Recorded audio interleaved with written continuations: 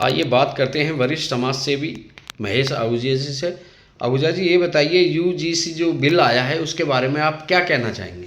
अभी तक जो मुझे मालूम हुआ है इस बिल के बारे में कि जी। भाई यहाँ पे यति नरसिंह जी भूख हड़ताल में बैठे हुए हैं जी। और यहाँ पूजिता त्यागी जी बैठी हुई हैं और बहुत से कई जिलों में कई स्टेटों में इसका विरोध हो रहा है। राजस्थान में, मध्य प्रदेश में, उत्तर प्रदेश में कई जगह हो रहा है कि जो इन्होंने बैकवर्ड कह लो या पिछड़ा वर्ग कह लो, ओबीसी कह लो, उनको और स्वर्ण जाति के बीच में मतभेद पैदा कराने का कार्य किया जा रहा है। इसमें बहुत सी चीज़ें ऐसी हैं कि जैसे कि कोई आपस में कोई तनातनी या झगड़ा हो जाता है, कुछ हो जाता है, तो उसमें अगर स्वर्ण जाति के साथ झगड़ा होता है, स्वर्ण जाति का व्यक्ति उस व्यक्ति के साथ मारपीट कर देते हैं, स्वर्ण जाति के लड़के के साथ के खिलाफ वो रिपोर्ट करने जाते हैं, तो उसकी कोई जांच नहीं होगी, सीधे जेल भेजा जाएगा। और वो लोग अगर स्वर्ण जाति के लोगों को मारते हैं, ये रिपोर्ट करने जाते हैं, तो इनकी रिपोर्ट में लिखी जाएगी। और बहुत सी चीज़ें ऐसी निकल कर आ रही है, मुझे पूरा इसका ज्ञान नहीं, मुझे तो पता है कि इसको नुकसान जो होने वाला है, सनातन धर्म को नुकसान होगा, सत्ता पक्ष को होगा, जो हमारी भाजपा पार्टी बड़ी मुश्किल से हम लोग केंद्र में लेके आए हैं, तो इसको बहुत बड़ी हानि इससे हो सकती है। बिल जल्द से जल्द वापस होना चाहिए, इससे मतभेद भी बढ़ेंगे। जो हमारी जो नई पीढ़ी है, हमारी जो अपनी जो पीढ़ी है, उसमें तो हम लोग भी नहीं पूछते आप कौन सी बिरादरी के हैं, कौन सी जाति के हैं। लेकिन हमसे पहले पीढ़ी थी, हम जानते थे।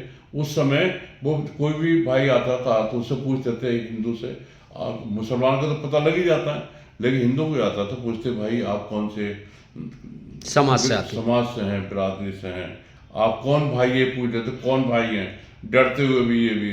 लेकिन हमारी पीढ़ी जो आई तो हम लोग बिल्कुल नहीं पूछते, है ना। और बच्चे जो आए हैं हमारे, उनको जात पात से मतलब ही नहीं, वो तो अपना पढ़ाई में ध्यान रखते हैं, उनका ध्यान तो पढ़ाई की तरफ रहता है, जात पात से कोई मतलब नहीं है। लेकिन जो जात पात 10-15 साल पहले लगभग समाप्त हो गया था, समाप्त होने की तरफ जा रहा था, उसको दोबारा से बढ़ावा दिया जा रहा है। ये देश धर्म के लिए बहुत ज़्यादा नुकसानदायक है। और जो मैं तो खैर, मेरे तो सारे मित्र हैं, चौधरी मित्र हैं, उनको तो ओबीसी पहले ही लाए हुए हैं, जाटो समाज के, वाल्मीकि समाज के, सभी के साथ में उठता बैठता हूँ, अच्छी मित्रता है। गुजरों के साथ भी अच्छी मित्रता है, और जाटों के साथ है ही, यादवों के साथ मेरी बहुत बहुत अच्छी मित्रता है। लेकिन ये जो बिल आया है, इससे तो बहुत ज़्यादा फर्क बच्चों के मन में आएगा। और अब हम किसी मीटिंग में जा रहे हैं और हम जिक्र करते हैं कि भाई इसमें क्या किया जाए। कुछ भाई तो हमारे साथ हैं, जो हमारे मित्र हैं, जो ओबीसी में आ गए हैं, लेकिन कुछ लोग जो है ना, वो थोड़ा सा गचका दे जाते हैं कि वो फिर इस पर ज़्यादा बात नहीं करना चाहते। तो जब हमारे मित्रों में हमारी मित्रता 20-25-40 साल पुरानी है, वो हमारे साथ नहीं है, तो बच्चों के मन में जो भ्रांति फैला दी जाएगी, तो उनकी स्थिति क्या होगी, तो नुकसान किसको होगा। भाई हमारी ये जो बिरादरी है, जाट है, गुर्जर है, यादव है, ये बिरादरी है तो सारे वीर अपने अपनी जगह में। हम खत्री समाज से हैं, हमारा भी इतिहास रहा, सभी जितने हिंदू समाज में है, सबका अपना अपना इतिहास रहा है। और लेकिन हमारे क्षेत्र में यहाँ पर ये बिरादरी, जब भी कोई हिंदू धर्म पे कोई आपदा आती, परेशानी होती है, तो ये लोग एकदम सामने खड़े होकर आते हैं और हमारे साथ रहते हैं। हम भी इनका सहयोग लेते हैं और कहीं हम भी इनको सहयोग देते हैं।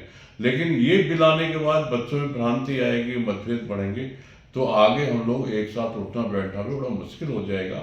तो इस बिल को जितना जल्दी हो उतनी जल्दी वापस लेना चाहिए। और जो केंद्र में बैठी हुई सरकार या कोई भी सरकार ये सोचे कि ये वोट बैंक हमारा है, ये तो कहीं जाएगा ही नहीं, दूसरे को ले लो, वो तो धोबी वाली बात ना हो जाए, धोबी घर का ना घाट का। जो कहावत है ना कि भाई जो आपने सोच लिया, धोबी ने क्या सोचा, जब बारिश हुई, सोने की बारिश हुई, तो उसने सोचा कि आंगन था उसका काफी बड़ा, कि हो रही है ये तो मैं बाद में इकट्ठी कर ही लूंगा, पहले तो घाट में जाऊँ कपड़े धोता था, पहले वो इकट्ठा ले आऊँ, पहले वो उठा के ले आऊँ। जब वो वहां गया घाट पे अपने जहाँ कपड़े धोता था, वो लुट चुका था। जब लौट के आया तो घर में जो सोना था वो भी लुट चुका था, पड़ोसी लूट के ले गए। तो वो स्थिति पैदा ना हो, बड़े मुश्किल से हम भाजपा सरकार को लेकर आए। हम तो सोचते हैं कि ये सरकार देश में उन्नति करे, विकास करे और जात धर्म में ना पड़े, इसको इसको केवल जिस कार्य के लिए आई थी सनातन धर्म को आगे बढ़ाने के लिए, देश को आगे बढ़ाने के लिए, उस पर ध्यान केंद्रित करें। अगर इसको किसी को बढ़ाना भी है, अगर पिछड़े भाई हमारे गरीब हैं तो उनको सहयोग करें, पैसे से सहयोग करें ना। बच्चों के मन में क्यों आप भ्रांति डाल रहे हैं, मतभेद डाल रहे हैं? जो आर्थिक आधार पे जो गरीब हैं उनके सहयोग करें, बहुत तरह के सहयोग आप दे सकते हैं। तो मेरा तो ये निवेदन है कि बिल्कुल जल्द से जल्द वापस लें ताकि सनातन धर्म और देश का नुकसान ना हो। अभी इस बिल के विरोध में यतीतानंद सरस्वती जी महाराज एवं युदिता त्यागी जी बैठी हैं, आप उसके बारे में क्या कहेंगे? उनका क्या नहीं, कल उन्होंने महापंचायत बुलाई है जी, और कल हमारे पंजाबी समाज के भी है, स्वर्ण समाज के सभी लोग कर रहे हैं, क्योंकि संडे का दिन है, संडे के दिन अधिकतर कार्यक्रम होते हैं। अब चूँकि एक बहुत अच्छी बात है कि मंदिर पे जो हमारे साथ जुड़े हुए हैं वो चौधरी परिवार, गुर्जर, यादव और जो हमारे जितने भी ओबीसी समाज से आते हैं वो सब लोग अग्रणी भूमिका में हैं, वो हमारे साथ जुड़े हुए हैं।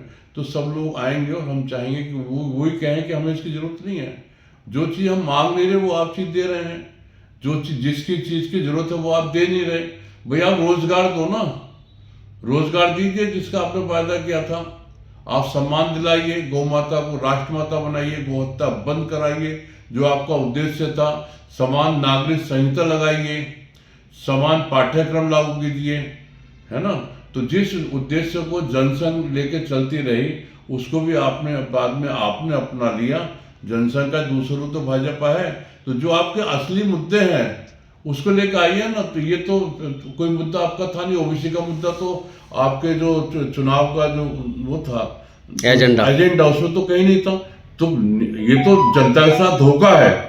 जो आपका चुनावी एजेंडा था जो उसको अब लागू कीजिए। आप चुनाव का एजेंडा कुछ कह रहे हैं, कह कुछ रहे हैं, कर कुछ रहे हैं। ये तो जनता के साथ धोखा है, बहुत बड़ा धोखा है। आप पहले स्थिति स्पष्ट कीजिए ना कि आप चुनाव में जीतेंगे तो ये कार्य करेंगे। तो ये तो आपने कहीं नहीं कहा कि भाई स्वर्ण जाति को हम पीछे धकेलेंगे और दूसरों को आगे लेकर आएंगे, भाई को भाई से लड़ाएंगे। ये आप कहो ना खुल के कि हम भाई को भाई से लड़ाएंगे। मोदी जी को मैं देख रहा हूँ कई साल से, मुझे तो बड़ा आज कभी गहराई से देखा नहीं लेकिन अब पता लग रहा है। वो कहते थे मैं पिछड़े वर्ग से आता हूँ ना, मैं गरीब समाज से आता हूँ, चाय वाला हूँ ना, इसलिए लोग मुझे गाली देते हैं, मुझे गिराना चाहते हैं। अरे मोदी जी, आप 11-12 साल हो गए, आपको पलकों बिठा रखा है हमने। देश के प्रधानमंत्री आप बन गए, 2 बार बन गए, तीसरी बार भी आप बनने जा रहे हैं, फिर भी आपको अगला पिछला दिखाई दे रहा है। आपको दिखाई दे रहा है कि आप पिछले वर्ग से हैं। अगला पिछला क्या होता है? अगला पिछला तो विचार से होता है। जिसके विचार अच्छे हैं तो अगला है, जिसके विचार अच्छे नहीं है वो पिछड़ा है। तो मेरा तो आपसे निवेदन है कि जो देश के सही दुश्मन हैं उनको आप पहचानिए, उनको IAS PCS जो आप करा रहे हैं ना, उर्दू में शिक्षा दे रहे हैं, फ्री कोचिंग करा रहे हैं, वो आप करा के हमारा नुकसान मत करिए। उनके तरफ ध्यान कीजिए कि वो कितना देशद्रोह के काम में लगे हुए हैं। हम देशभक्त हैं, हम आपके साथ हैं, हम सनातन धर्म के साथ हैं। तो सनातन धर्म के लोगों को आपस में तोड़ने का काम मत कीजिए, भाई को भाई चढ़ाने का कार्य मत कीजिए। मेरा ऐसा आपसे निवेदन प्रार्थना है।